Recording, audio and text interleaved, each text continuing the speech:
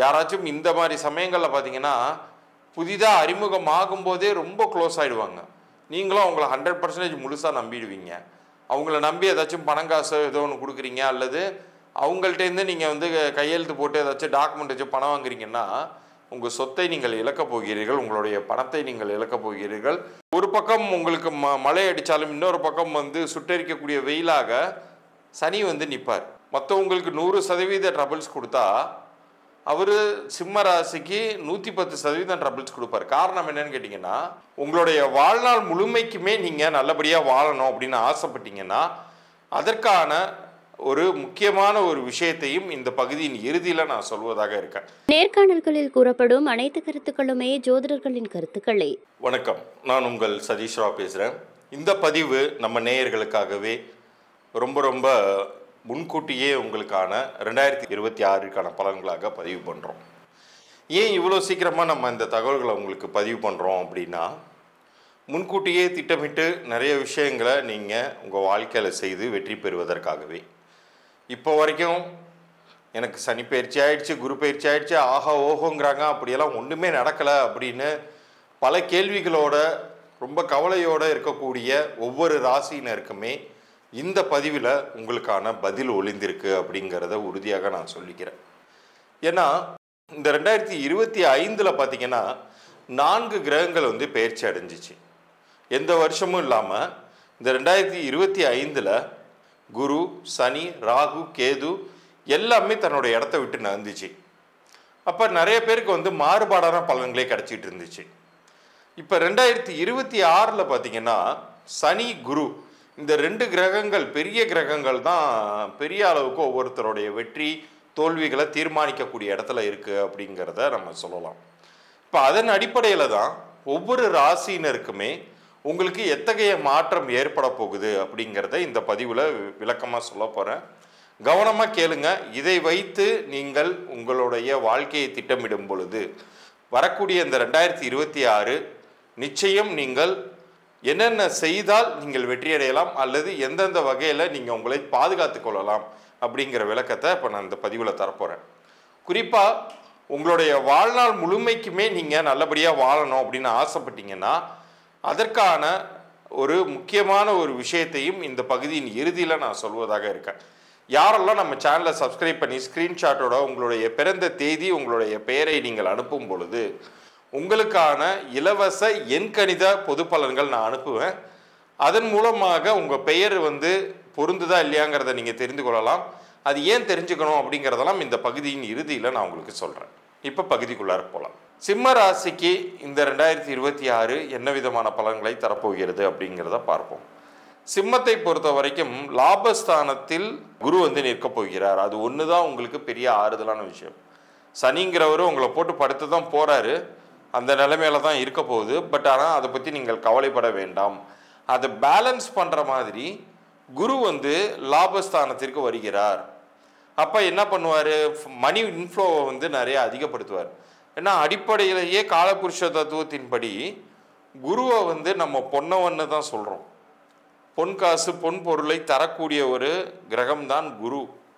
அப்படிப்பட்ட குரு வந்து உங்களுக்கு நிச்சயம் நல்லதே பண்ணுவார். ஏன்னா அவர் வந்து உங்களுக்கு ஃப்ரெண்ட்லியான பிளானட்டும் கூட சூரியனுடைய வீட்டிற்கு.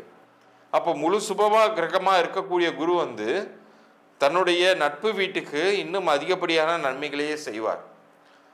ஒரு பக்கம் உங்களுக்கு மழை அடித்தாலும் இன்னொரு பக்கம் வந்து சுட்டரிக்கக்கூடிய வெயிலாக சனி வந்து நிற்பார். ஏன்னா சனி வந்து 8ஆம் வீட்டில் வந்து நிற்பார். மற்றவங்களுக்கு 100% ட்ரபிள்ஸ் கொடுத்தா அவர் சிம்ம ராசிக்கு 110% ட்ரபிள்ஸ் கொடுப்பார். காரணம் என்னன்னு கேட்டிங்கன்னா, சிம்ம வீடு அப்படிங்கிறது சூரியனுடைய வீடு. சூரியன்கிறவர் சனிக்கு தந்தை. சூரியன்கிறது வெளிச்சம், சனிங்கிறது இருட்டு.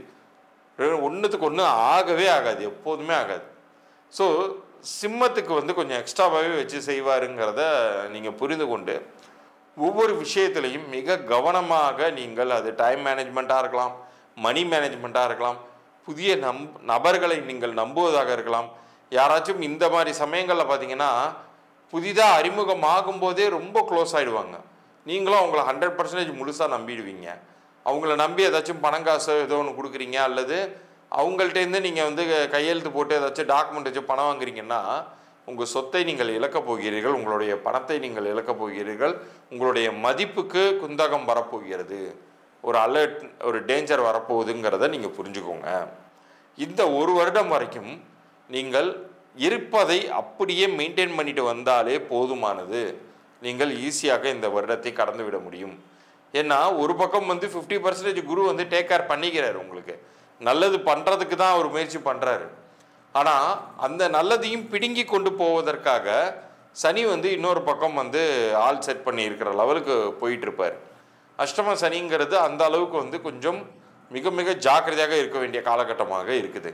இந்த மாதிரி சமயங்களில் நீங்கள் ட்ராவல் போவதை, நீங்கள் தூரதேச ட்ராவல் போகிறத அவாய்ட் பண்ணிக்கணும். அதனால் எந்தவித பிரயோஜனமும் இல்லாமல் உங்களுடைய பாக்கெட்லேருந்து தான் நீங்கள் நிறைய காசு செலவு பண்ணியிருக்கக்கூடிய சூழ்நிலைகள் அப்படிங்கிறது உருவாகி இருக்கும். நீங்கள் என்ன பண்ணணும் அப்படின்னு சொல்லி கேட்டிங்கன்னா, இப்போ இருக்கக்கூடிய ஜாபோ பிஸ்னஸையோ இன்னும் கண்ணுங்கருத்துமாக நீங்கள் செய்துட்டு வந்தீங்கனாலே போதும்.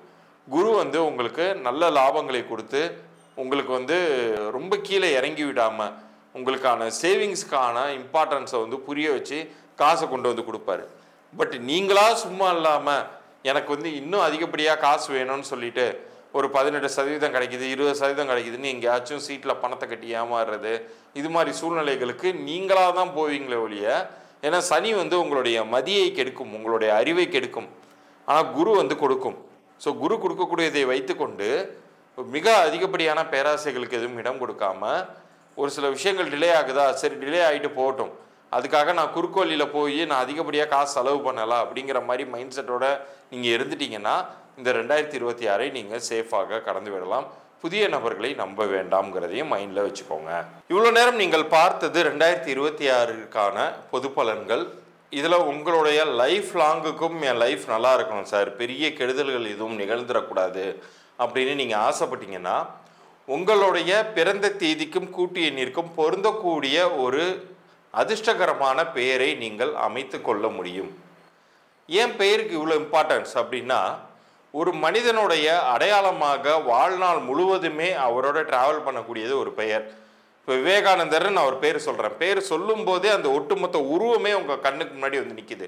ஏபிஜே அப்துல் கலாம்னு ஒரு பேர் சொல்கிறேன், சொல்லும் போதே அவருடைய மொத்த உருவமே உங்கள் கண்ணுக்கு முன்னாடி நிற்கிதுன்னா ஒரு பெயர் எந்த அளவுக்கு ஒரு மனிதனை கொண்டு செலுத்துகிறது, அது அவனுக்கு வந்து எப்படி எந்திரம் மாதிரி ஒரு மந்திரம் மாதிரி படுகிறதுங்கிறது உங்களால் புரிந்து கொள்ள முடியும். அப்படிப்பட்ட பெயர் ஒருவருடைய தலையெழுத்தையே மாற்றும். இப்போ உதாரணத்திற்கு பார்த்தீங்கன்னா, வெறும் ராசையான்னு இருந்தப்ப கிடைக்காத ஒரு வாய்ப்பு இளையராஜா அப்படின்னு பெயர் சூட்டிய பிறகு அவருடைய திறமைக்கேற்ற அங்கீகாரம் கிடைத்து ஒரு உலக அளவில் ஒரு மாமேதையாக அவர் அறியப்படுறாரு இசையில். அது போன்ற ஒரு வாய்ப்புங்கிறது உங்களுக்குமே கிடைக்கும். கண்டிப்பாக உங்களுடைய சிரம காலங்கள் அப்படிங்கிறது இந்த 2026 ஒரு முடிவுக்கு வரட்டுமே. அப்போ அதுக்கு உங்களுடைய தற்போதைய பெயர் நல்லா இருக்கா இல்லையாங்கிறத நீங்கள் தெரிஞ்சுக்கணும். இப்போ தற்போதைய பெயர் நல்லா இருக்கா இல்லையாங்கிறத தெரிஞ்சுக்கணும்னா உங்களுடைய பிறந்த தேதி பற்றி நீங்கள் புரிஞ்சு கொள்ளணும், பிறந்த தேதியின் கூட்டு எண் பற்றி புரிந்து கொள்ளணும். ஸோ நீங்கள் என்ன பண்ணுறீங்க, உங்களுடைய பிறந்த தேதியும் உங்களுடைய பெயரையும் நீங்கள் எனக்கு வாட்ஸ்அப் பண்ணுங்கள். கீழே தெரிகிற என்னுடைய வாட்ஸ்அப் எண்ணிற்கு நம்ம சேனலை சப்ஸ்கிரைப் பண்ணி ஸ்க்ரீன்ஷாட்டோட அனுப்பும்போது நான் ஒரு 3 நாட்களுக்குள்ளார உங்களுக்கான பதில்களை நான் அனுப்பிச்சி வைக்கிறேன். அதில் அந்த பெயர் பொருந்தி இருக்குன்னாலும் வெளிப்படையாக நான் சொல்லிடுவேன். அப்படி பொருந்தலைன்னா என்ன செய்யணும், அப்போ தான் நீங்கள் என்கிட்ட பெய்டு கன்சல்டேஷன் எடுத்துக்கிற மாதிரி இருக்கும். அது ஏன் எடுத்துக்கணுங்கிறது உங்களுக்கான பலன்கள் நான் சொல்லும் போதே நீங்கள் அதை கம்பேர் பண்ணி பார்த்து புரிஞ்சுக்கலாம். ஆமாம் சார், என் லைஃப் இப்படி தான் சார் இருக்குது அப்படிங்கிறத புரிந்து கொண்டு அது உங்களுக்கு மாற்றம் தேவைப்பட்டுச்சுன்னா நீங்கள் மாற்றிக்கொள்ளலாம். நிச்சயமாக இந்த 2026 உங்களுக்கு ஒரு புது வசந்தம் மிகுந்த ஒரு ஆண்டாக நீங்கள் மாற்றிக்கொள்ள இறைவன் கொடுக்கக்கூடிய வாய்ப்பாக இதை நீங்கள் கருதணும். இதில் வியாபாரம் நடத்தக்கூடியவர்களுக்கு உங்களுடைய வியாபார பெயரையுமே நீங்கள் அனுப்பி வைக்கலாம். அந்த வியாபார பெயர் உங்களுக்கு பொருந்திருக்கா இல்லையாங்கிறத நான் சொல்லுவேன். பிறந்த குழந்தைக்கு நீங்கள் பெயர் வச்சுருந்தீங்கன்னா பிறந்த குழந்தையோடைய பிறந்த தேதியும் அவர்களுக்கு நீங்கள் அமைத்த பெயர் இனிஷியலோட எனக்கு நீங்கள் அனுப்பிச்சி வச்சுட்டு அது பொருந்திருக்கான்னு செக் பண்ணிக்கலாம். இன்னும் பெயரே குழந்தைக்கு அமைக்கலைன்னா பிறந்த தேதி நேரம் இது 2த்தையும் நீங்கள் அனுப்பிச்சி வைங்க. உங்களுக்கான பதில் நான் ஒரு 3 நாட்களுக்குள்ளார அனுப்புவேன். முதல் 100 நபர்களுக்கு உடனடியாக என்னால் அனுப்ப முடியும். அடுத்தடுத்து வருபவர்களுக்கு நேரம் கருதி என்னால் முடிந்த வரைக்கும் நான் அனுப்பி வைக்க முயற்சி செய்கிறேன். மீண்டும் அடுத்த பதிவில் சந்திக்கிறேன். நன்றி, வணக்கம்.